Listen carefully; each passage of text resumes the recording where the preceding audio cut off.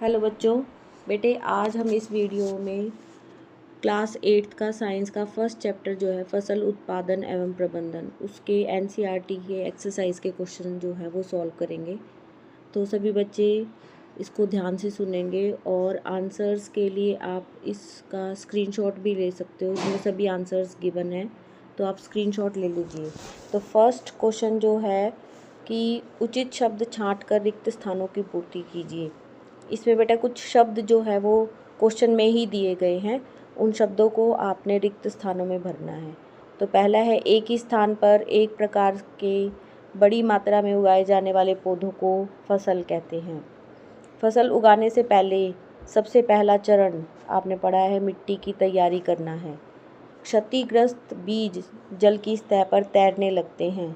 ये हमने पढ़ा था कि बीज की जांच करने के लिए बुआई से पहले बीज की जांच की जाती है कि कौन से बीज अच्छे हैं और कौन से नहीं, तो उनको पानी में डाल दिया जाता है। तो जो बीज पानी में डूब जाते हैं वो अच्छी क्वालिटी के होते हैं, और जो क्षतिग्रस्त हैं मतलब उनमें अगर कुछ प्रॉब्लम है, कीड़े ने या किसी और चीज़ ने उन्हें खाया हुआ है या वो अंदर से खोखले हैं, तो वो बीज पानी पर तैरने लग जाते हैं। लास्ट है, फसल उगाने के लिए पर्याप्त सूर्य का प्रकाश एवं मिट्टी से जल एवं पोषक तत्व आवश्यक हैं। सेकंड क्वेश्चन है बेटा, मिलान करना है। इसमें पूछा है, पहला ऑप्शन है खरीफ फसल, इसका आपने उदाहरण देना था, तो इसमें आएगा धान एवं मक्का। रबी फसल है गेहूँ, चना, मटर, इसके ऑप्शन जो है वो सामने लिख दिए गए हैं। खरीफ फसल के सामने ई है, ई ऑप्शन आएगा। रबी में डी आएगा, उर्वरक में बी और रासायनिक खाद में सी। तो इसका आप स्क्रीनशॉट ले लो या इसको आप लिख भी सकते हो साथ साथ। नेक्स्ट देखिए, नेक्स्ट क्वेश्चन है थर्ड क्वेश्चन। इस क्वेश्चन में देखो, निम्न के दो उदाहरण दीजिए। दो उदाहरण इसमें हमने बताने हैं। पहला है खरीफ फसल। खरीफ फसल के उदाहरण हैं धान, मक्का, सोयाबीन, मूंगफली, कपास आदि। तो इसमें से कोई भी दो आप याद कर सकते हो। रबी की फसल के उदाहरण हैं गेहूँ, चना, मटर, सरसों आदि। तो इसमें भी कोई दो उदाहरण आप याद कर लीजिए।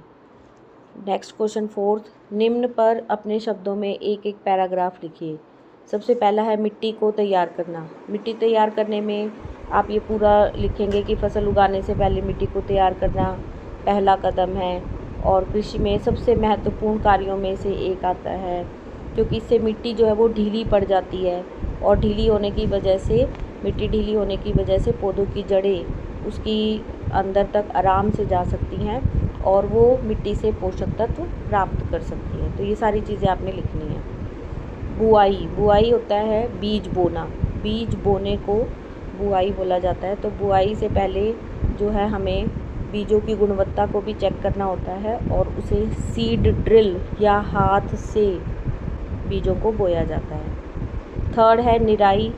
निराई में आप देखो, निराई होती है खरपतवार को खेतों में से बाहर निकालना, और खरपतवार क्या है, अवांछित पौधों को खरपतवार बोला जाता है। तो खरपतवार को निकालने की जो प्रक्रिया है उसे निराई कहा जाता है। निराई को हाथ से भी किया जा सकता है, खुरपी से भी किया जा सकता है, और इसके लिए रासायनिक खरपतवार नाशी भी यूज़ किए जा सकते हैं। उसमें एक एग्जाम्पल आपकी बुक में ही दिया हुआ है 2,4-D। ये एक रासायनिक खरपतवार नाशी है।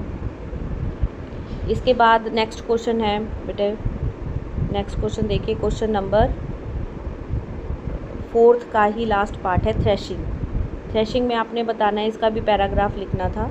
तो थ्रेशिंग होता है कि भूसे को जब अनाज से अलग किया जाता है, पहले उसको फटक कर किया जाता था, लेकिन आजकल उसके लिए मशीनें आ गई है जिसका नाम है थ्रेशर, और उससे भी एडवांस्ड आजकल और मशीनें आ गई हैं जिसका नाम है कंबाइन। उस कंबाइन में दो चीज़ें होती हैं, एक तो हार्वेस्टर जो कि फसलों की कटाई करता है, और थ्रेशर जो कि भूसे को अनाज से अलग करेगा।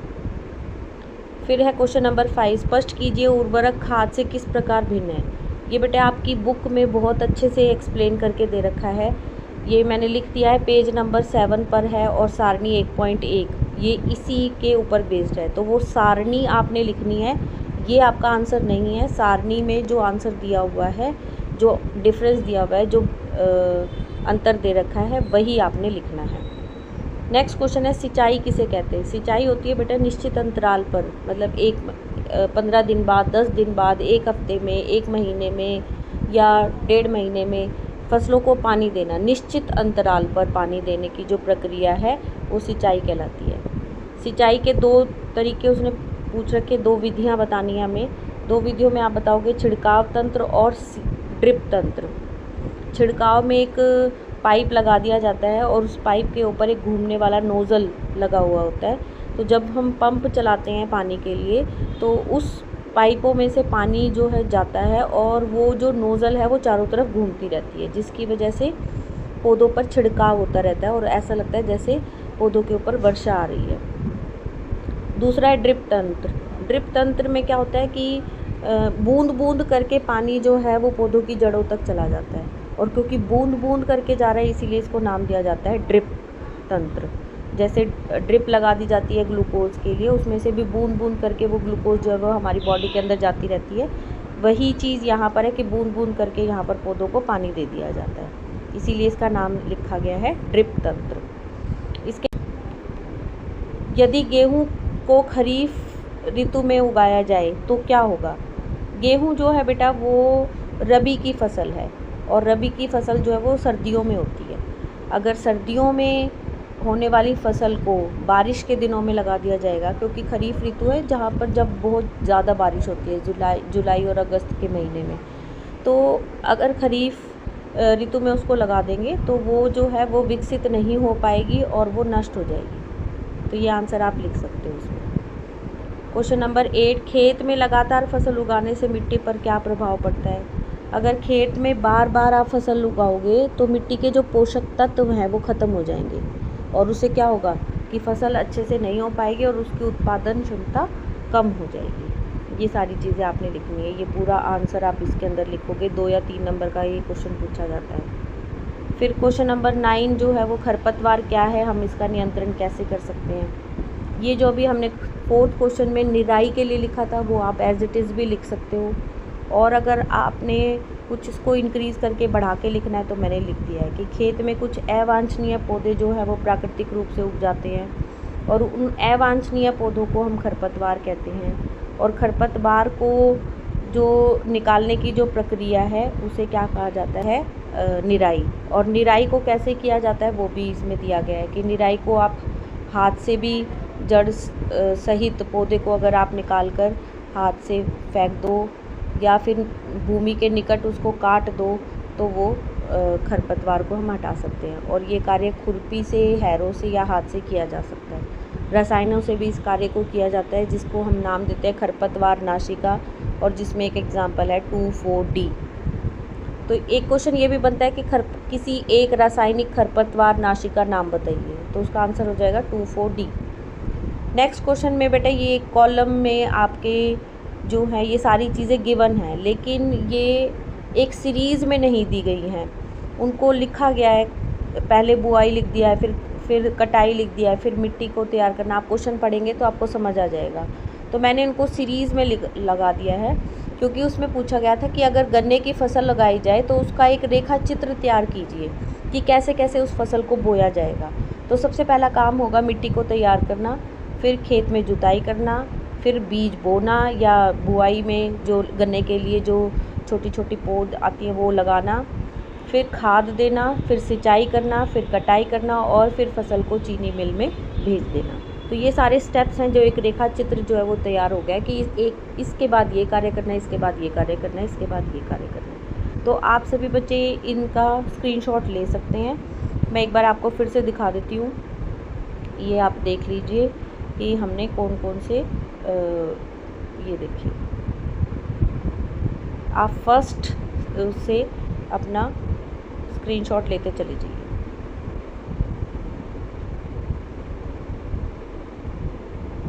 Next is this one.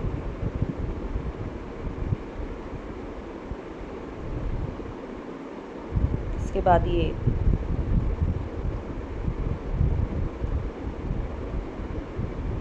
इसके बाद ये,